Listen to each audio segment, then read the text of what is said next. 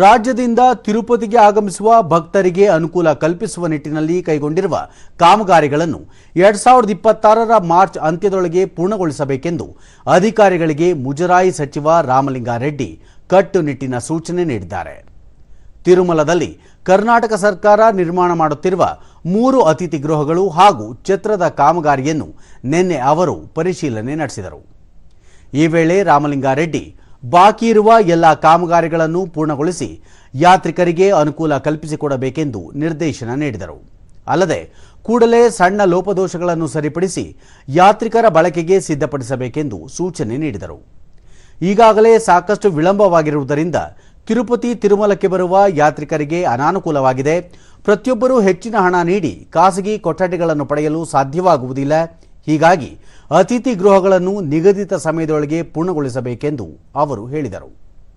ಈ ವೇಳೆ ಸ್ಥಳದಲ್ಲಿ ಹಾಜರಿದ್ದ ಟಿಟಿಡಿ ಅಧಿಕಾರಿಗಳಿಂದ ಮಾಹಿತಿ ಪಡೆದ ಸಚಿವರು ಗುಣಮಟ್ಟದ ಕಾಮಗಾರಿಯಲ್ಲಿ ರಾಜಿಯಾಗುವ ಪ್ರಶ್ನೆಯೇ ಇಲ್ಲ ಎಂದು ಸ್ಪಷ್ಟಪಡಿಸಿದರು.